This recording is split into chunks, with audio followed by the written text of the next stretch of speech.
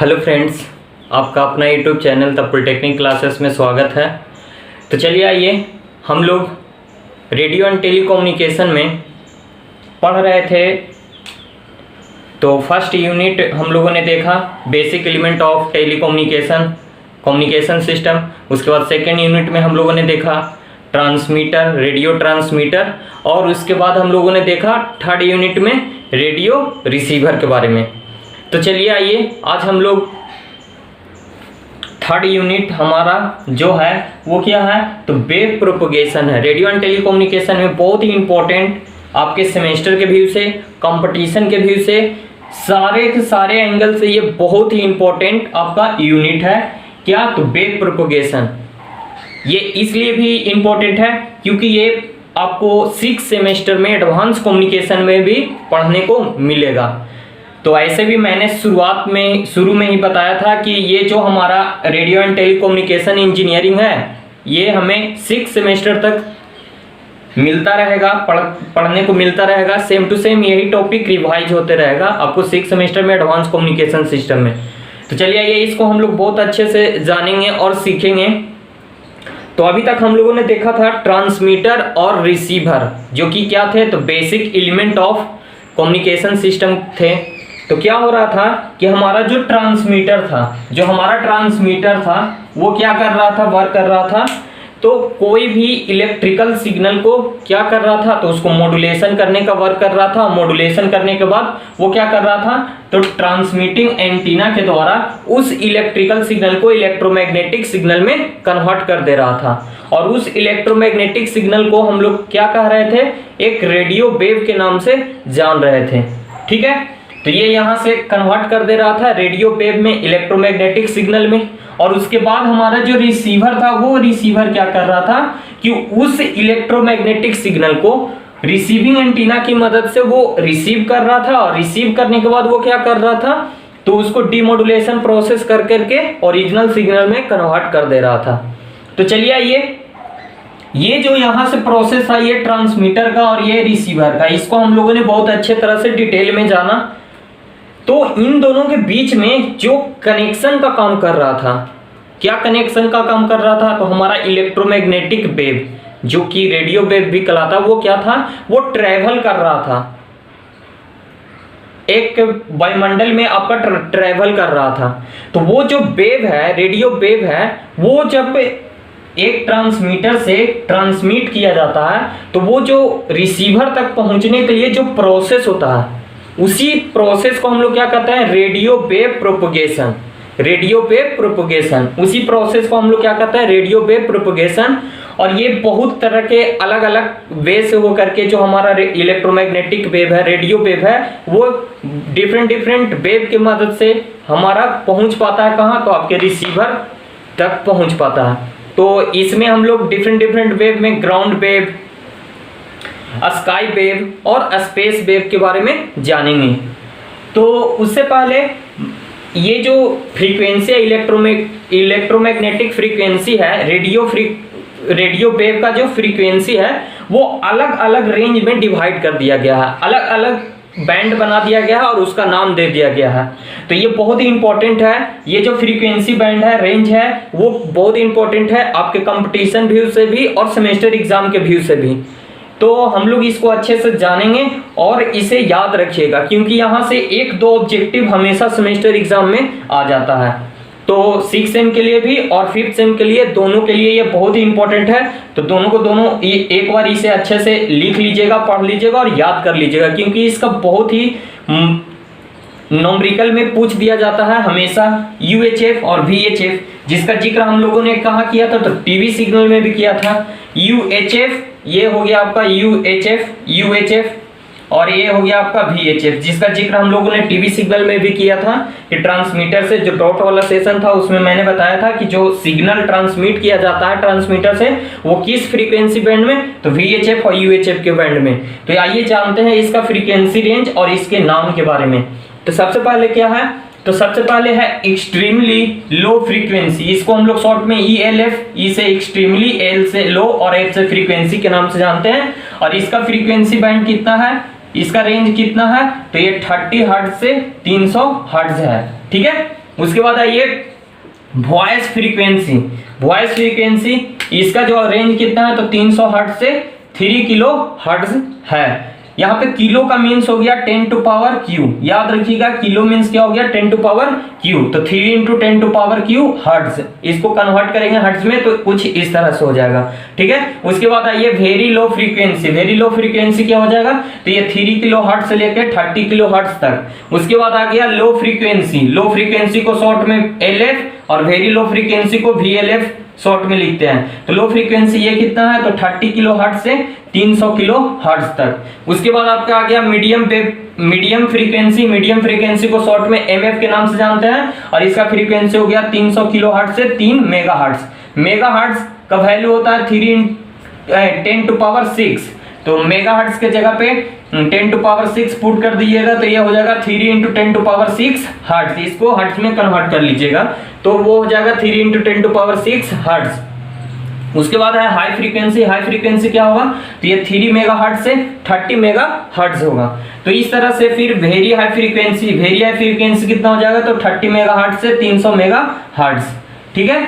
उसके बाद आप आ जाइए ultra high frequency. Ultra high frequency ये दोनों बहुत ही इंपॉर्टेंट है। ये आपको टीवी सिग्नल में इसी फ्रीक्वेंसी रेंज में हमारा क्या किया जाता है ट्रांसमीटर से सिग्नल को ट्रांसमिट किया जाता है। तो इसका फ्रीक्वेंसी रेंज याद रखिएगा, टीवी सिग्नल में आपको पूछा जाता है ऑब्जेक्टिव में।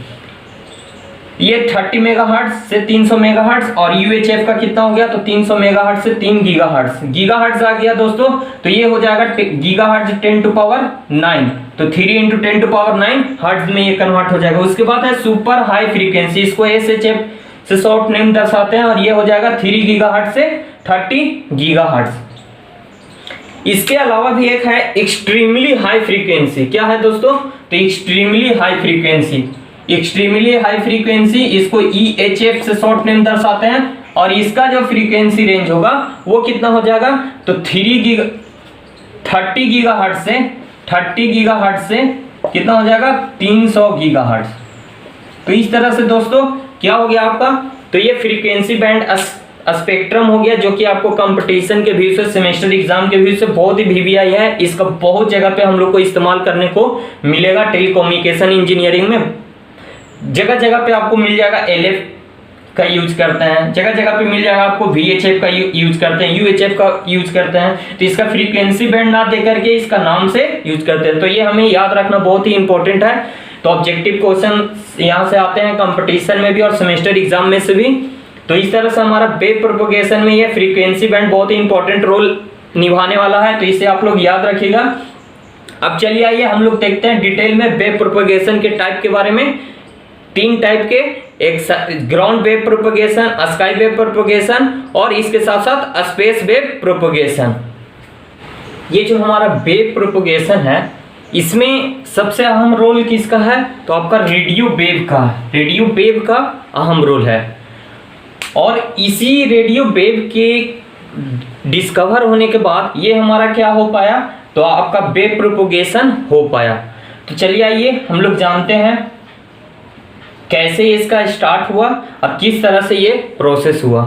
तो देखिए रेडियो एंड टेलीकम्युनिकेशन में ये जो वेव प्रोपगेशन है बहुत ही जरूरी है, क्योंकि बिना वेव प्रोपगेशन के अगर ये वेव प्रोपगेशन ना होता तो हम लोग जो अभी इतने आसानी तरीके से किसी से बात कर पाते हैं, किसी से मोबाइल से बात हो जाती है, तो हम लोग जैसे इंटरनेट के माध्यम से कनेक्ट हो पाता है। कहने का मतलब वायरलेस कम्युनिकेशन हम लोग आ पाया, तो इसके पीछे किसका सबसे बड़ा रोल है तो इसी रेडियो वेव का रोल है। और उस रेडियो वेव का जो प्रोसेस है one point two another point travel करने का, जिस प्रोसेस के द्वारा वह एक पॉइंट से दूसरे पॉइंट पे पहुंच पाता है, उसी को हम लोग क्या कहते हैं तो वेव प्रोपगेशन कहते हैं। तो चलिए आइए देखते हैं क्या है कि इन 1864 मैक्सवेल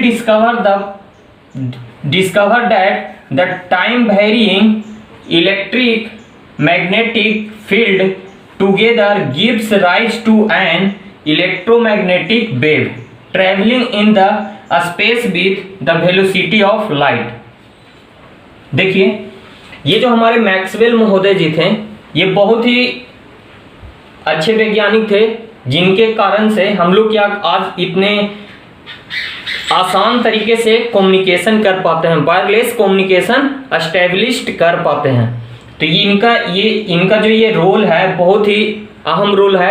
इस रेडियो वेव को जो इन्होंने डिस्कवर किया, इसमें इन्होंने बहुत ही अहम योगदान दिया, जिसके कारण से हम लोग इतनी आसानी से कम्युनिकेशन प्रोसेस को कंप्लीट कर पाते हैं।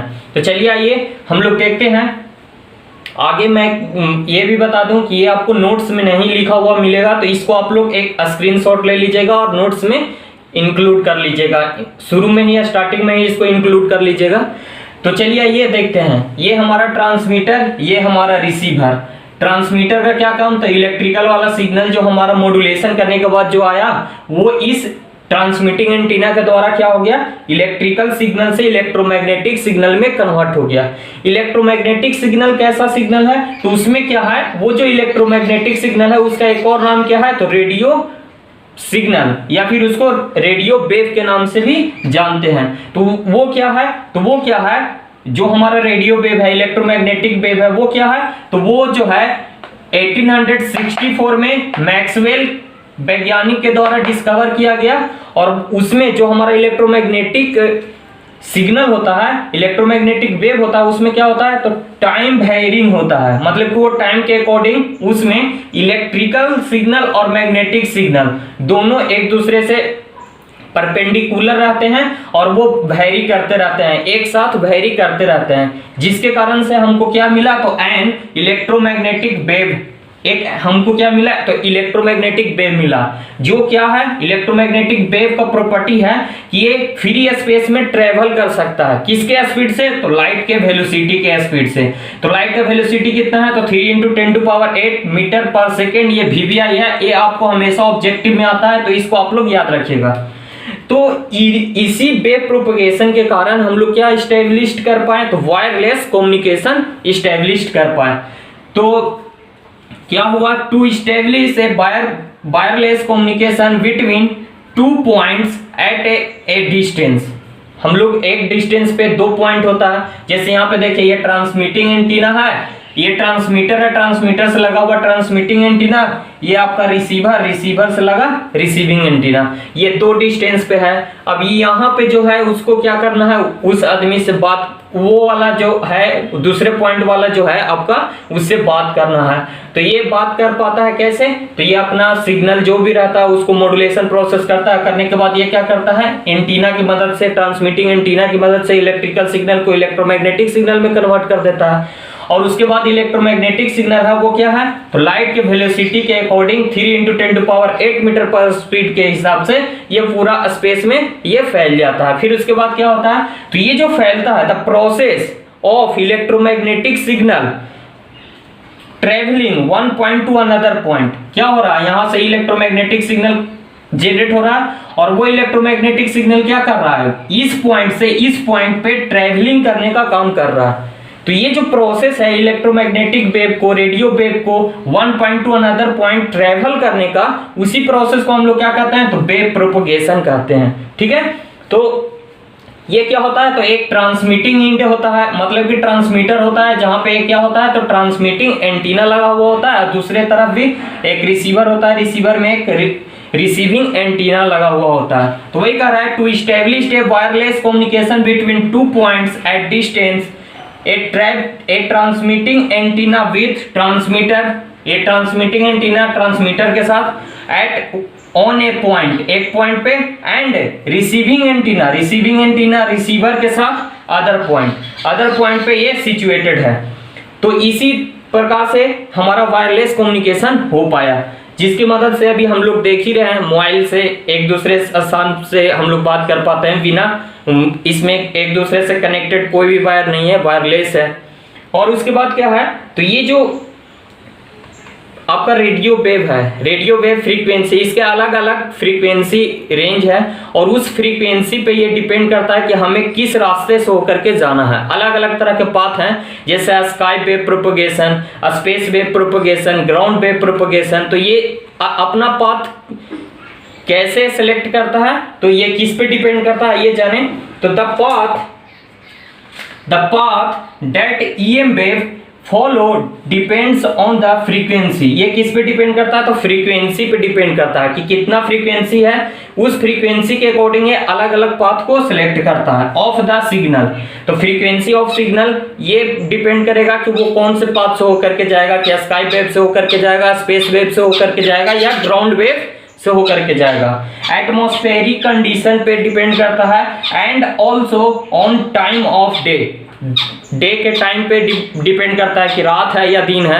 ये कैसे डिपेंड करता है ये हम लोग आगे जब एक्सप्लेनेशन में पढ़ेंगे। क्या sky wave propagation, surface wave propagation, उसी को हम लोग ग्राउंड वेव प्रोपगेशन भी कहते हैं, और उसके बाद आपका स्पेस वेव प्रोपगेशन। तो इसमें हम लोग जानेंगे कि कैसे कितना फ्रीक्वेंसी होता है अलग अलग वेव प्रोपगेशन का, और कैसे ये दिन रात पे डिपेंड करता है, कैसे ये एटमॉस्फेरिक कंडीशन पे डिपेंड करता है। तो इस तरह से ये आपका आज इंट्रोडक्शन था वेव प्रोपगेशन का। अब हम लोग नेक्स्ट लेक्चर में पढ़ेंगे ग्राउंड वेव, और उसी को हम लोग कहते हैं सरफेस वेव प्रोपगेशन के बारे में। तो आज के लिए इतना ही। आप लोगों को ये वीडियो कैसा लगा, और जो भी आप लोग को इस वीडियो में भी प्रॉब्लम हो, या फिर इसके पहले जो हम लोगों ने ट्रांसमीटर, रिसीवर और बेसिक कम्युनिकेशन देखा, या फिर इसी में हम लोगों ने सैटेलाइट कम्युनिकेशन देखा, तो उससे रिलेटेड जो भी प्रॉब्लम हो आप लोग कमेंट कीजिएगा, उसका हम लोग जवाब बताएंगे आपको अगले वीडियो में।